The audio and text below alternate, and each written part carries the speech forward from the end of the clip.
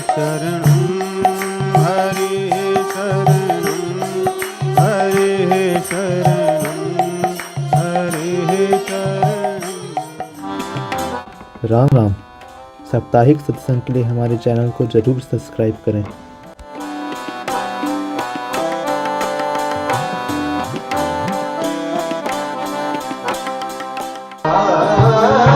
श्री राम जय राम, श्री राम जय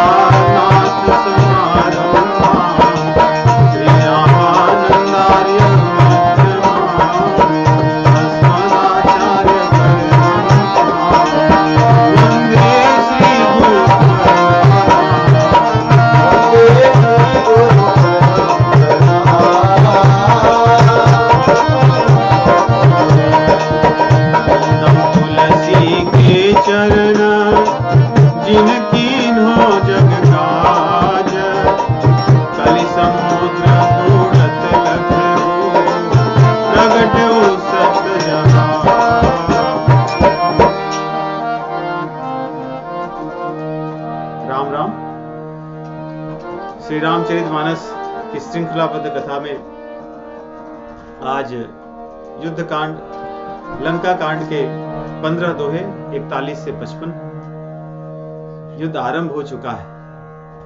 राम और रावण का ये युद्ध अनादि है।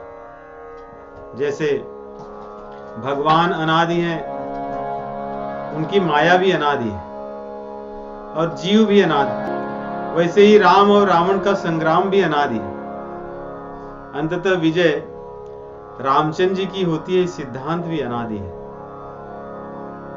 तो बंदर भालुओं ने भगवान श्री रामचंद्र जी से आज्ञा ले ली और रामचंद्र जी उन्हें एक तरह से कहते हैं फ्री हैंड दे दिए कि जाओ। अभी तक तो उन्हें रोक कर रखे थे, अब बोले कि अब जाओ। आज्ञा मिलते ही चारों ओर हाहाकार मच गया। स्वभाव के अनुसार ही बंदर भालू बड़े नियम से मार्शल नहीं किए, जो जहां ही कूदा वो वहां कूदने लगा। रावण को अभिमान था कि उसकी लंका में कोई नहीं चढ़ सकता और उसने इतनी अच्छी सुरक्षा रखी है चारों ओर से कि कोई यहाँ पे पक्षी भी उड़कर नहीं आ सकता। और कठिन था भी, हनुमान जी गए थे तो पकड़े गए थे पहली बार। बंदर भालू ऊपर ऊपर चढ़ने लगे, कूदने लगे और चारों ओर जय जयकार करने लगे। और रावण की सेना भी बड़े बड़े ऊंचे ऊंचे परकोटों पर, अर्थात जो सीमा थी उस सीमा पर परकोटे बने हुए थे जिस पर चढ़ करके बंदर भालू जय जयकार करने लगे और राक्षस लोग भी उनसे लड़ने लगे। गोस्वामी जी कहते हैं जय जयकार दोनों ओर से आरंभ हो गई। उत रावण इत राम दुहाई, जयति जयति जय परी लड़ाई। उत रावण, वहां पर रावण के लोग, और इत राम, यहाँ पे रामचंद्र जी के लोग दोहाई दे रहे हैं। दोहाई ये बहुत ही प्रचलित शब्द पहले था, अब कम लोग उपयोग करते हैं।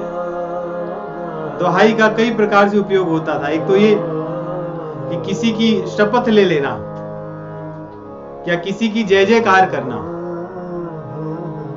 और भजन कीर्तन में भी हम पहले सुने हैं। और जो लोग मूवी वगैरह देखे होंगे, बहुत पुरानी जो मूवीज थी उसमें भी दोहाई शब्द गाने इत्यादि में उपयोग होता था कि मैं किसी की बलिहारी आता हूं, जय जयकार होती है। भजन कीर्तन में भी जैसे लोग कहते हैं जय हो, हरि बोल, वैसे ही कहा जाता है दोहाई हो, मतलब भगवान की दोहाई हो, आपकी जय हो। तो यहाँ पे दोहाई दोनों तरफ से शुरू हो गई है। जयति जयति जय परी लड़ाई, जयति जयति जय परी लड़ाई। पत्थर छोटे से लेकर के बड़े तक सभी का अलग अलग उपयोग होता है अस्त्र शस्त्र में। बंदरों का यही अस्त्र शस्त्र है, भालुओं का यही। हनुमान जी महापराक्रमी हैं, बलशाली हैं। न तो वाल्मीकि रामायण में, न तो रामचरितमानस में, न तो अध्यात्म रामायण में या अन्य रामायणों में भी कहीं वो किसी शस्त्र से, गदा से युद्ध नहीं करते। या तो उनका मुक्का रहता है, या तो पेड़ उखाड़ करके उससे, या तो पत्थर और पर्वत। यही अस्त्र सभी बंदर भालुओं के हैं। इसलिए गोस्वामी जी कह रहे हैं धरि कुधर खंड प्रचंड मरकट, भालू गढ़ पर डारही, झपटही चरण गही पटकी मही, भजी चलत बहुरी पचार। बहुत सुंदर युद्ध है ये। अगर ऐसा कोई हमारे सामने दृश्य दिखे तो कितना अच्छा है कि बड़े बड़े पत्थर लेकर के जो जहां से है फेंक रहे हैं। अब सोचिए, परकोटे पर ऊपर चढ़े हैं बंदर भालू बड़े बड़े पत्थर लेकर, और नीचे राक्षस लोग रक्षा कर रहे हैं, उनके ऊपर डाल रहे हैं। अब उनके पास कोई विकल्प नहीं है, तो जिनके ऊपर गिर रहा है तो मर जा रहे हैं। और अगर कोई बच के भाग गया तो बंदर लपक करके नीचे कूदता है, उसको पकड़ करके, दौड़ा करके पकड़ के लाता है और फिर मारता है। अर्थात किसी प्रकार से छूटते नहीं। इसके आगे और क्या, चढ़े दुर्ग पुनि जहत बानर, जय रघुवीर प्रताप दिवाकर। उस पर चढ़ करके यहाँ पे कह रहे हैं जय रघुवीर प्रताप दिवाकर। जैसे ही कोई कहते हैं जय श्री राम, रामचंद्र जी की जय हो, और ये लोग ऊपर देखते हैं और भागने लगते हैं, तो बंदर भालू लपक करके उन्हें उठा लेते हैं, उठा करके पुनः ऊपर चढ़ जाते हैं परकोटे पर, और वहां से जैसे पत्थर फेंकते थे वैसे ही राक्षसों को फेंक देते हैं जोर से। उनके पैर पकड़ते हैं, ऐसे जोर से भूमि पर उतनी ऊंचाई से फेंकते हैं, और ये उनका कौतुक है, यही खेल खेल रहे हैं। मतलब उनके लिए जो युद्ध चल रहा है एक तरह से खेल आरंभ हो गया है, इसी में सभी आनंद ले रहे हैं। राक्षस जो थे, जो बच गए, भाग करके रावण के पास गए। रावण जब सुना जब युद्ध का समय आ गया है और ये लोग भाग कर आ रहे हैं, तो उसने भी नहीं छोड़ा। क्रोध से कुछ लोगों को उसने मार दिया, और कुछ लोगों को जो भाग गए उनको संदेश भिजवाया कि क्या इसी दिन के लिए खिलाया पिलाया था मैंने? पूरे त्रिभुवन में मैंने राज्य किया, मेहनत कर करके युद्ध किया, वहां से सारी चीजें मैं जीत कर लाया, और सबको अपने प्रसाद के रूप में बांटा भी, सबको मैंने भोग भोगाया, हर तरह की चीजें उपलब्ध कराई। क्या यही दिन देखने के लिए? कहता है वहां पे, देखिए, जो रन विमुख सुना मैं काना, सो मैं हतब कराल कृपाना। अब बहुत हो गया। यदि किसी का नाम मेरे पास आ गया लिस्ट में कि ये लोग भाग कर आए हैं, तो उनको मैं अपने हाथ से मारूंगा, अपनी कृपाण से मारूंगा। क्या इसीलिए मैंने खिलाया था? सरबस खाई भोग करी नाना, समर भूमि भय बल्लभ प्राण। सर्वस्व मैंने अपना तुम लोगों पर लुटा दिया, तुम लोग उसका भोग भोगे, और आज युद्ध के समय पे उल्टा भाग रहे हो, अपने प्राणों को मुख्य समझ रहे हो, प्राण वल्लभ बने हैं तुम्हारे, इसलिए लौट जाओ, अन्यथा मैं तुम्हें यही मार दूंगा। उसकी बात सुन करके जितने लोग बचे थे सब पुनः लौट करके आए और युद्ध आरंभ कर दिए। बहु आयुध धर सुभट सब, भीरहि पचारी पचारी। पचार शब्द बार बार आएगा इस कांड में। पचारी अर्थात ललकार ललकार कर उन्हें भगाना या उनके पीछे दौड़ना। बहुआयुध धर सुभट सब, भीरहि पचारी पचारी। व्याकुल किए भालु कपि, परिधि त्रिशूल निमारी। तो जब राक्षस लोग रावण द्वारा डांटे गए, दौड़ करके सभी आए हैं। उनके पास देखिए कोई विकल्प नहीं, एक ही विकल्प है,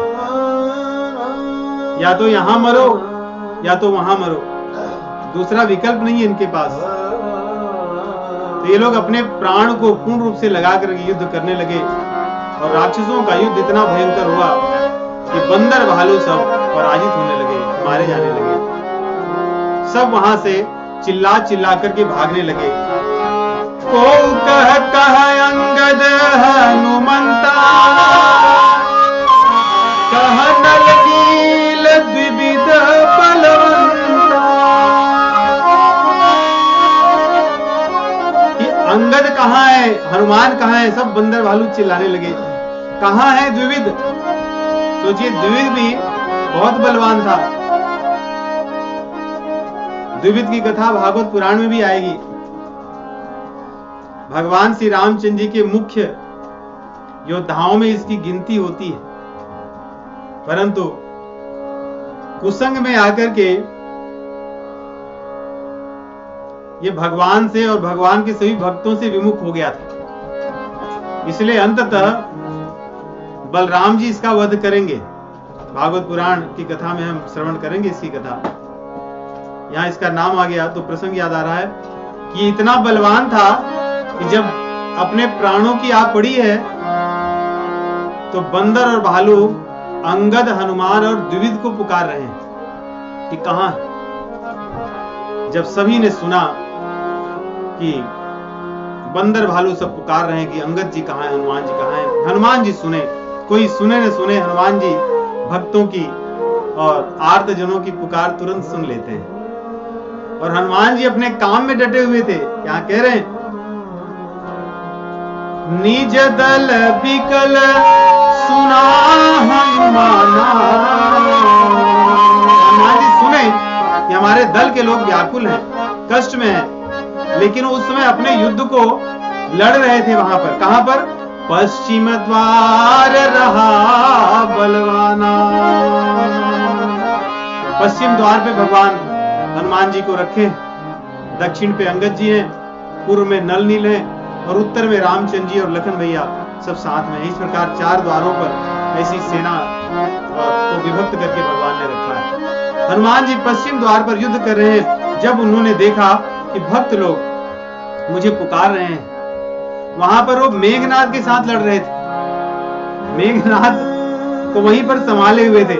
मेघनाद तह करई लड़ाई, टूटन द्वार परम कठिनाई। हनुमान जी चाहते थे कि पश्चिम का जो द्वार है उसको तोड़कर अंदर चले जाएं, लेकिन मेघनाद संभाले हुआ था, इसलिए पश्चिम द्वार टूटने में थोड़ा विलंब हो रहा था। और तब तक लोग यहाँ पर बुलाए। हनुमान जी को बड़ा क्रोध आया कि मेरे वहां के सैनिकों को भी ये लोग मार रहे हैं। तुरंत क्रोध में आकर के हनुमान जी द्वार को तोड़ने के चक्कर में न पड़ करके ऊपर से कूद गए, द्वार के और परकोटे के ऊपर चढ़े और चढ़ करके अंदर कूद गए। और कूदते ही जो मेघनाद जो दरवाजा नहीं तोड़ने दे रहा था, पहले मेघनाद के सारथी को, उसके रथ को, उसके बाद में मेघनाद को एक लात हनुमान जी ने छाती पर मारी। इतना लगना क्या था कि रथ टूट गया, सारथी मर गया और जो मेघनाद था वो अचेत हो गया। परंतु उसका दूसरा सारथी था, क्योंकि ये लोग हमेशा सुरक्षित अतिरिक्त सारथी रखते थे बैकअप में कि कभी कुछ होगा तो। उस सारथी ने तुरंत मेघनाद को उठाया और दूसरे रथ पर बैठाया और लेकर के लौट गया। यहाँ कह रहे हैं फिर अंगद सुना पवन सुत, गढ़ पर गया अकेल, रन बाकुरा बाल सुत, हर के चढ़ो कभी घेर। हनुमान जी तो अंदर चले गए दरवाजे के ऊपर से, द्वार नहीं टूटा अभी तक, और अंगद जी दक्षिण में थे और सोचने लगे कि कहां गए, कहीं हनुमान जी का कुछ अता पता नहीं चल रहा है। क्योंकि उसके पहले हनुमान जी जब गर्जना करते थे, जब द्वार के बाहर थे तो सबको सुनाई देता था। अब परकोटे में उस तरफ चले गए हैं तो हनुमान जी की दहाड़ भी नहीं सुनाई दे रही है। तो उन्होंने देखा कि कहां गए, इसलिए यहां वहां जब ढूंढे, उन्हें भी पता चला कि हनुमान जी तो शायद कूद कर अंदर गए हैं। तो अंगद जी भी कूद करके अंदर चले गए। गोस्वामी जी लिखते हैं रण बांकुरा, अंगद के समान भी कोई अंगद के समान कोई बलशाली नहीं था, बहुत बलवान थे, इसलिए इनके नाम में रण बांकुरा बार बार आता है।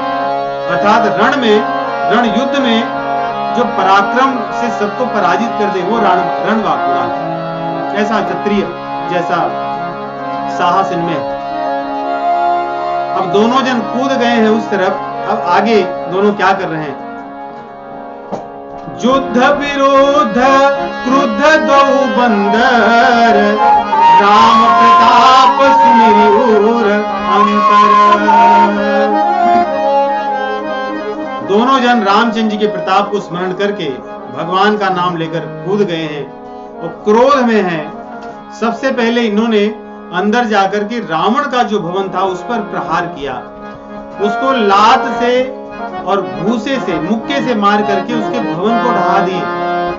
रावण के कहीं नहीं कहीं महल थे, तो ये किसका? ये भी महल था जिसको उन्होंने मार कर गिरा दिया। इसमें हजारों रानियां थी। अब ये सोचने लगी कि ये क्या हुआ, क्योंकि देखिए भोगियों के साथ रहने वाले भी भोगी होते हैं अधिकतर। अब इनको लगा कि हमारा तो महल भी चले गया, अब रावण को ये भला बुरा कहने लगी कि अनायास ही इसने ये सब चीजें कर रखी है। आज तक तो रावण की प्रशंसा करती थी, परंतु आज रावण को भला बुरा कह रही हैं कि ये कौन से दो उत्पाती बंदर आए हैं जो इस प्रकार हम सभी को कष्ट दे रहे हैं। कपिलीला करी तिनहि डेरावहीं। बंदरों के लिए ये युद्ध खेल है, वास्तव में ये इनका स्पोर्ट्स है, इसी में इनको आनंद आ रहा है, जैसे बच्चे खेलते हैं। मार घूसा और लात मार के तोड़ दिए, लपक करके जैसे यहां से वहां कूदते हैं वैसे अंदर चले गए हैं। और वहां पर जो स्त्रियां हैं, नारियां हैं, वे डरी हुई हैं, तो उनके साथ अब खिलवाड़ कर रहे हैं, डरवा रहे हैं उनको। कपिलीला करी तिनहि डेरावहीं।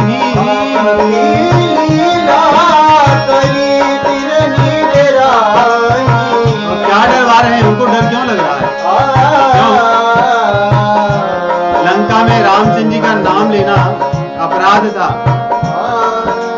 अब उनके साथ रामचंद्र जी की कथा कर रहे हैं, उनको रामचरितमानस सुना रहे हैं। अब उनके मन में भय ये है कि हमारा घर तो चले गया, अगर रावण को पता चलेगा कि हम रामचरितमानस सुन रहे थे तो पता नहीं वो क्या करने वाला, इसलिए उन्हें भय है। कपिलीला करी तिनहि डेरावहीं।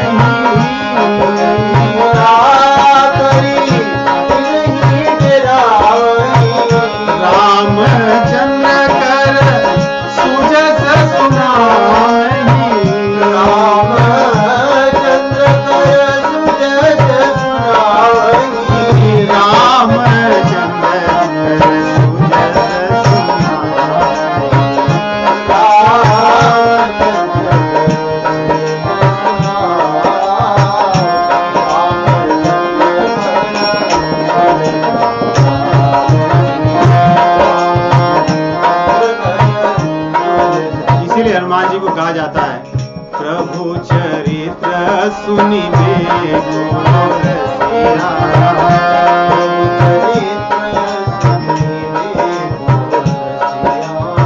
राम लखन सीता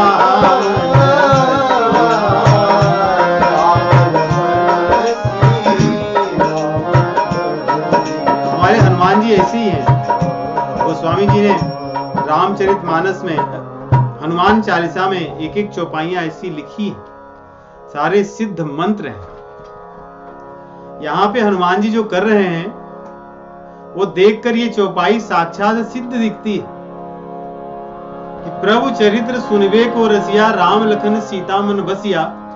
जिसके मन में जो बसता है, वो चाहे दिन हो रात हो, सोया हो जागता हो, दुख में हो सुख में हो, उसी चीज में उसका मन रमता है और वैसी क्रियाएं करना चाहता है। हनुमान जी के मन में रामचंद्र जी बसे, राम लखन सीता मन बसिया, इसलिए यहां युद्ध चालू है।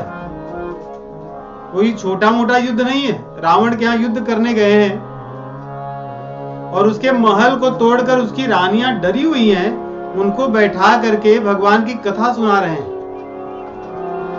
सोचिए, युद्ध के समय में भी जो भगवान की कथा सुन ले और दूसरों को सुनाए, वैसे हमारे हनुमान जी, ऐसी प्रीति है उनकी रामचंद्र जी के चरणों में, उनकी कथा में।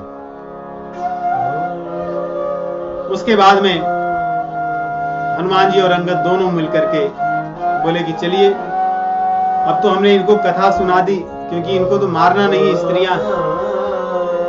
अब जो लोग कथा नहीं सुन रहे, यहां वहां भाग रहे हैं, उनको क्या कर रहे हैं? अगर सब लोग सुनते तो बच जाते। इसलिए गोस्वामी जी अगली चौपाई में लिख रहे हैं, जो लोग यहाँ वहां भाग रहे थे, कथा नहीं सुन रहे थे, उनको हनुमान जी अंगद दोनों ऐसे अपने हाथों से पकड़ते और ऐसे ऐसे घस करके ऐसे फेंक देते। किसी का सिर कहीं अलग हो जाता, धड़ कहीं अलग जाता। इस तरह हनुमान जी करने लगे। क्यों करने लगे? काहो ही लात चपेटन केहू, भजहु न राम ही सो फल लेहू। हनुमान जी के दंड देने का कारण ये कह रहे हैं कि तुम रामचंद्र जी को भजते नहीं हो, इसलिए तुम्हें यही मिलना है। लो, काहू ही लात, किसी को अपना लात देते और किसी को अपना चपाटा। हनुमान जी का जो भी जिसको मिल जाए वो कृपा ही है उनकी। चपेटन काहू भजहु न राम ही सो फल ले। तो इस प्रकार हनुमान जी और अंगद जी घिस घिस करके मार रहे हैं। और जो मुखिया लोग हैं, जो बड़े बड़े लोग हैं, इनको पकड़ते, इनको मार नहीं रहे हैं। देखिए, इस प्रकार युद्ध में भी इतनी करुणा हनुमान जी बरसा रहे हैं। इन चौपाइयों में बड़ा रस है। गोस्वामी तुलसीदास जी लिखना तो चाह रहे हैं युद्ध, लेकिन उनसे युद्ध पूर्ण रूप से वैसे लिखा नहीं जा रहा है। इसलिए युद्ध के समय में भी वो रामचंद्र जी की कृपा, हनुमान जी की कृपा, इसको लिखे बिना रह नहीं पा रहे हैं। तो वहां पर युद्ध महल ढहा करके कथा सुना रहे हैं। जो भाग रहे हैं उनको कह रहे हैं तुमने रामचंद्र जी को नहीं भजा, ये फल लो। मुखिया है, उनको पकड़ करके ऐसे फेंकते हैं, ऐसे। और कहां फेंक रहे हैं? जहां रामचंद्र जी खड़े हैं, ऐसा उनका निशाना है अचूक कि रामचंद्र जी के चरण में ये गिर रहे हैं। और भगवान और उनके साथ खड़े हुए लोग कह रहे हैं ये कहां से आ रहे हैं? तब तक एक आया, फिर दूसरा फिर आ रहा है। इस प्रकार हनुमान जी ने झड़ी लगा दी। एक एक मुखिया आकर के गिर रहे हैं उनके सामने। महा महा मुखिया जे पावही, ते पद गही प्रभु पास चलावही। कहै विभीषण तिनके नामा। विभीषण जी बैठे, सोचिए ऐसी पूरी व्यवस्था बनाए हैं जैसे वो कन्वेयर बेल्ट पे सब चीजें चलती नहीं, वेयर हाउसेस में सब चलते रहते, कहीं लेबल लगता है, कहीं पैकिंग होती है। यहां पे यही स्थिति है कि हनुमान जी वहां से उठाकर फेंक रहे हैं। विभीषण जी आप बता रहे, अच्छा इसका नाम ये है प्रभु जी। उसके नाम और पता बताते हैं। रामचंद्र जी कहते हैं कि इसका उद्धार हो गया। वो वहां से चले जाता है साकेत धाम में, तब दूसरा आता है। इस प्रकार क्रम लगा हुआ है। तो युद्ध के समय ऐसी भगवान श्री रामचंद्र जी की करुणामयी लीला और हनुमान जी की ऐसी कृपा है कि राक्षसों का बिना कुछ किए उद्धार हो रहा है। यहां पे भगवान शिव जी पार्वती जी को समझा रहे हैं। पार्वती जी कहती है ऐसा क्यों कर रहे हैं रामचंद्र जी? पार्वती जी बीच बीच में प्रश्न पूछ करके हम सभी के प्रश्नों का उत्तर दिलवा देती है भगवान शिव जी से कि रामचंद्र जी क्यों कर रहे हैं ऐसा, उनको करने की आवश्यकता क्या है? केवल ये बड़े बड़े लोगों को ही क्यों भेजा हनुमान जी ने और बाकी को लेके ऐसे ऐसे करके फेंक दिए? कहते हैं जो बड़े बड़े लोग थे, ये लोग रामचंद्र जी का ज्यादा स्मरण करते थे, क्योंकि इनको पता था कि इतना महान कोई शूरवीर होगा जिसके छोटे छोटे बंदर आकर के लंका में सबको हरा कर चले गए। वो कौन होंगे? और बाकी जो छोटी छोटी सेना थी वो तो खाए पिए मस्त थे, उनको तो बस लड़ने के लिए कहा गया तो लड़ रहे थे। इसलिए हनुमान जी ने उनका काम पूरा कर दिया। और जो रामचंद्र जी का स्मरण करने वाले मुखिया थे, रात दिन डरते थे, चिंतन करते थे कि रावण के भय से हमें लड़ना पड़ता है, अन्यथा हम इनके पास जाते, ये कौन? तो हनुमान जी ने उनकी इच्छा पूरी कर दी। तो जिसकी जो इच्छा होती है हनुमान जी उसकी वो पूरी करते हैं। अंत काल रघुबरपुर जाई, तो अंत काल में ये रघुबरपुर जा रहे हैं, ये हनुमान जी की कृपा, नहीं तो इनका कहां ऐसा सौभाग्य। तो हनुमान जी को भगवान शिव जी समझा रहे हैं।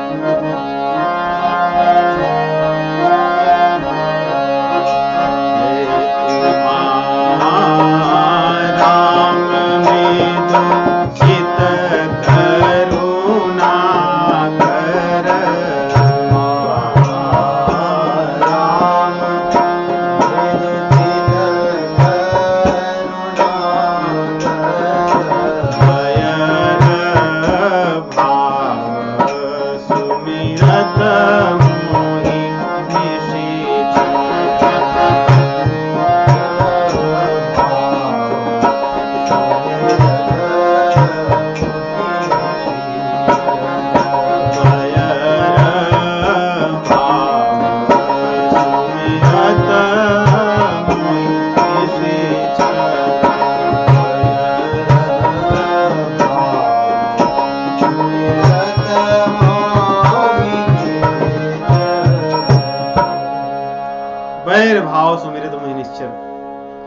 शिव जी कह रहे हैं कि भगवान श्री रामचंद्र जी ऐसा सोचते हैं कि वैर भाव से स्मरण करने वाले जो निश्चर हैं, इनको निश्चित रूप से मैं परम गति दूंगा, क्योंकि मेरा स्मरण कर रहे हैं। और मेरे मन की भावना को हनुमान जी जानते हैं, इसलिए हनुमान जी उन मुखियाओं को चुन चुन करके रामचंद्र जी के पास भेज रहे हैं। तो हमारे मन की जो भावना होगी, उस भावना को हनुमान जी ग्रहण करते हैं, उसी के अनुसार हमें वो रामचंद्र जी के पास भेजते हैं। इस प्रकार भयंकर युद्ध चल रहा है। गोस्वामी जी लिखते हैं कि दोनों योद्धा अंगद और हनुमान जी ऐसे सुशोभित हो रहे हैं मानो राक्षसों की जो सेना है वो एक समुद्र है, और उस समुद्र में हनुमान जी और अंगद दोनों मंदराचल पर्वत है। समुद्र मंथन के समय तो एक समुद्र और एक मंदराचल पर्वत था, और यहां पर दो दो मंदराचल पर्वत, और वहां पर तो अजित भगवान मथे थे, यहां पर ये दोनों ही अपने आप ही मंदर पर्वत अपने आप ही मथ रहा है। और क्या मथ मथ करके वहां पर अमृत निकला था, यहां पर मथ मथ करके राक्षसों का रक्त। और भगवान श्री रामचंद्र जी की कृपा, क्योंकि इन सभी को जिन्होंने भी भगवान को स्मरण किया है, इन्हें सद्गति प्राप्त हो रही है। इस प्रकार दोनों ने सुबह से लेकर के युद्ध चल रहा है, शाम होने वाली है। अब यहाँ पे कहते हैं जैसे दाल को दली जाती है, ऐसे इन्होंने इन राक्षसों को दल दिया है सुबह से। अब शाम हो गई, सब लोग अपने अपने सेना की ओर लौटे हैं। दोनों सेनाएं, हनुमान और अंगद जी कूद करके इस तरफ आए और भगवान श्री रामचंद्र जी की सेना में गए। वहां पर वे रामचंद्र जी को प्रणाम करते हैं, परंतु इतने में ही होता क्या है, रात्रि हो गई।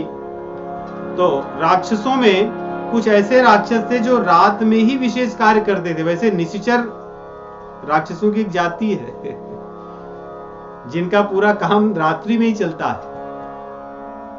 ये बड़ी भयंकर और प्रवृत्ति भी होती है निशिचरों की। नहीं, कहीं जरूरी नहीं कि जो सींग हो, बड़े बड़े दांत हो, ऐसे ही निशिचर हो। कई बार सामान्य व्यक्ति भी निश्चर बन सकता है अपनी वृत्तियों से, अपने लतों से। तो रात्रि में जिसकी शक्ति बढ़ जाए वही निशिचर है वास्तव में। तो यहाँ पे कुछ ऐसे सैनिक थे जो रात्रिचर थे। अब उनका समय आया, वो निकले वहां से, अब लगे बंदर भालुओं के ऊपर आक्रमण करने। और जहां जहां जाए, जितनी अधिक रात हो, उनकी शक्ति उतनी ही बढ़ने लगी। भयंकर युद्ध होने लगा।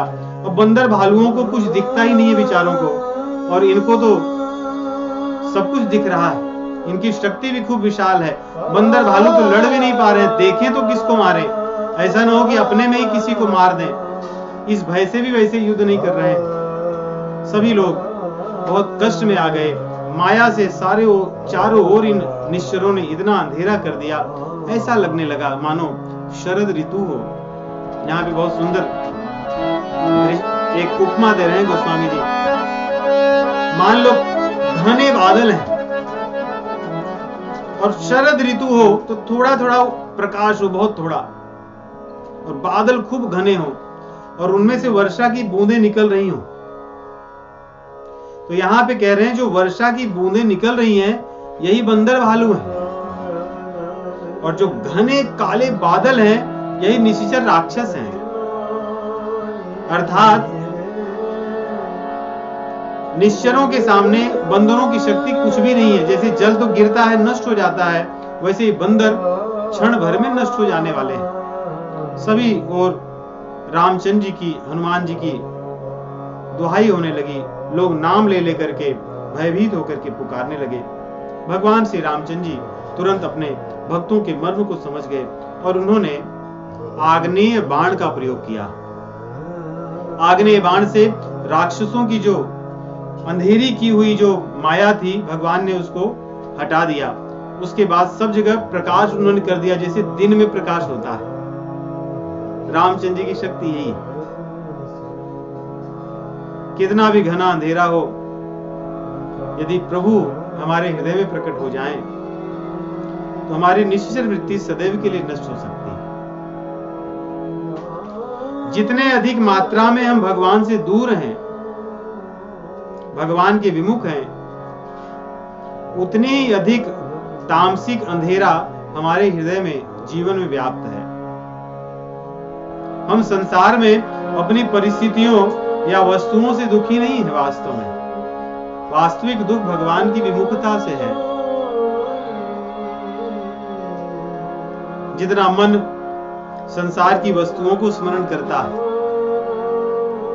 जितना मन संसार की उन्हीं नश्वर वस्तुओं को प्राप्त करना, संचित करना, उनसे अपने ऐश्वर्य उपाधियों को प्राप्त करना इनमें लगता है, उतना भगवान के स्मरण में या भगवान की सम्मुखता नहीं होती। यही निश्चर वृत्ति है। इस निश्चर वृत्ति में यदि जैसे यहां बंदर भालू पुकार रहे हैं भगवान को कि आप ही हमें बचा सकते हो, ऐसे में यदि हम भगवान को पुकारें, प्रभु आप ही हमें बचा सकते हैं, उनके नाम को लेकर बुलाएं भगवान को कि अब हमारे पास कुछ नहीं बचा, हम नहीं युद्ध कर सकते, आप ही हमें बचाइए, तब भगवान आग्नेय बाण जो उनकी कृपा है उससे हमारे जीवन के अंधेरे को नष्ट कर देंगे और प्रकाश, ज्ञान रूपी प्रकाश, प्रेम रूपी प्रकाश प्रकट होगा। यहां पे इस युद्ध में यही हमें प्रतीत हो रहा है। वो स्वामी जी लिख ही इस प्रकार रहे हैं, इसलिए कह रहे हैं रामचंद्र जी मर्म को समझे, मर्म को समझ करके तब उन्होंने मर्म समझे कि इसको मेरी आवश्यकता है। हम भगवान को उतने भाव से पुकार ही नहीं पाते क्योंकि हमें उनकी इतनी आवश्यकता नहीं पड़ती, आवश्यकता लगती नहीं। जैसे मदिरा पी लेने के बाद व्यक्ति को यह नहीं पता होता उसको कितना कष्ट है, वैसे ही विषय रूपी जो मदिरा है, नश्वर पदार्थों के प्रति आकर्षण रूपी जो मदिरा है, इसको पी लेने के पश्चात हमें पता ही नहीं है वास्तव में कि हमें भगवान की आवश्यकता है।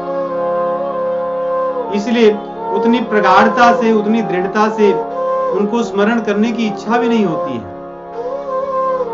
इसीलिए भगवान का प्रकाश हृदय में प्रकाशित नहीं होता। नहीं तो रामचंद्र जी तो सबके प्रकाशक है। जगत प्रकाश प्रकाशक राम, जगत प्रकाश प्रकाशक राम, मायाधीश ज्ञान गुण धाम,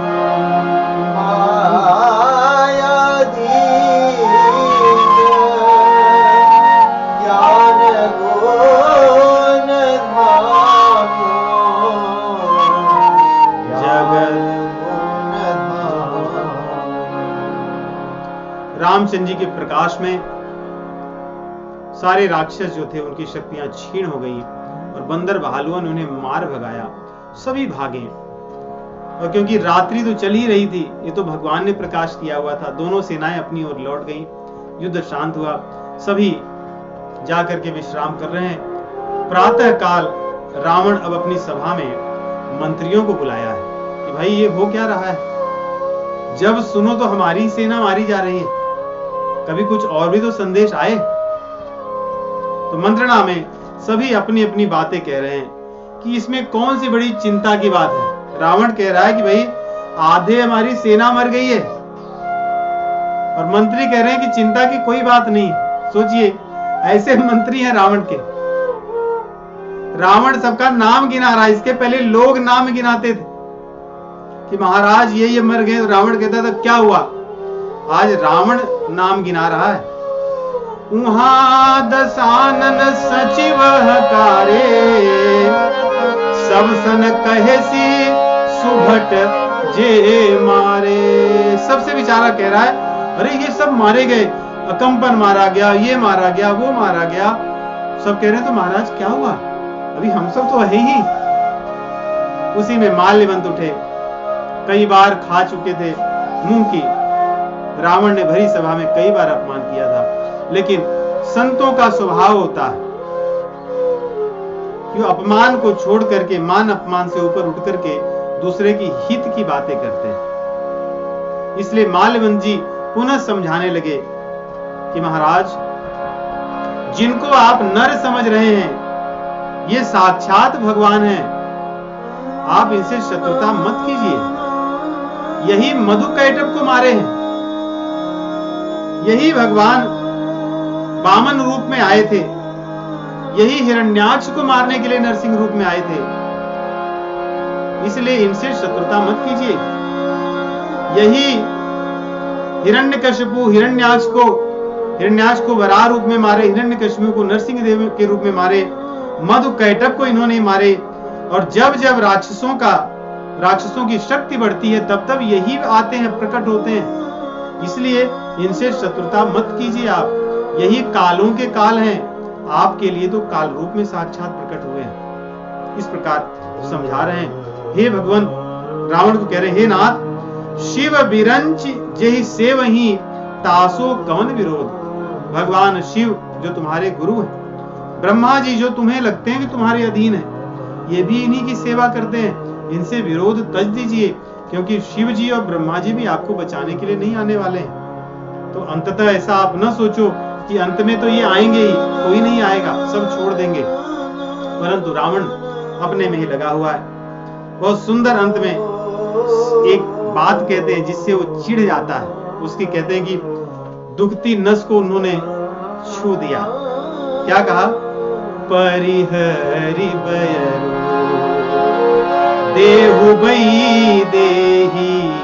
नाथ, वैर को तज दीजिए, वैदेही को लौटा दीजिए। वैदेही है वो, विदेह की कन्या है। ये सब देह के ऊपर रहने वाले कुल के हैं और आप उनके देह से आकर्षित होकर के उनको ले आए हो।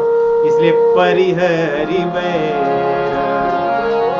देहु बई देही। अब तक तो ठीक था, लेकिन जब आगे की बात कहे तो वो झल्ला गया। भजहु कृपा निधि परम स्नेही, भजहु कृपा निधि परम स्नेही,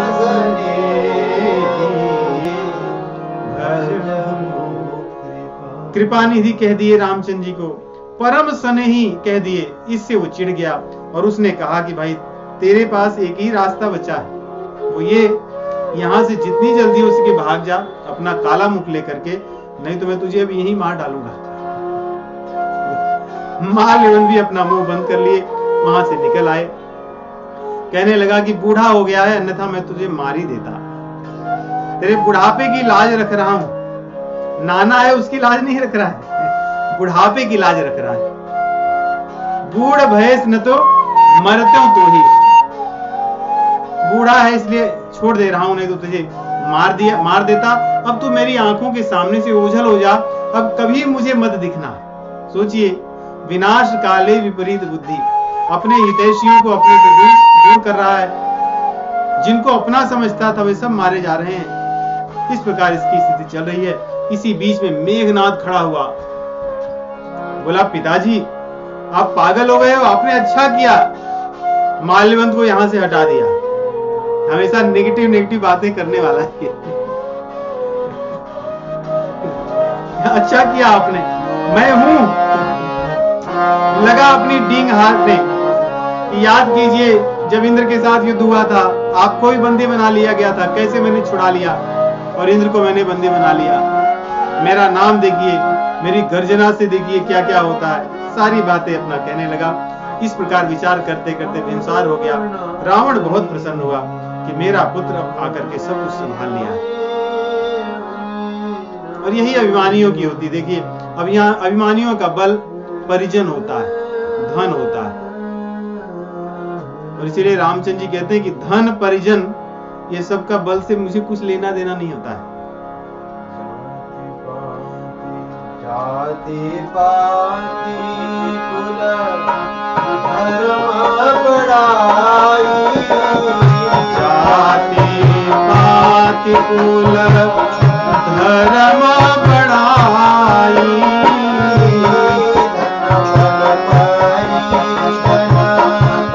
गुण चतुराई,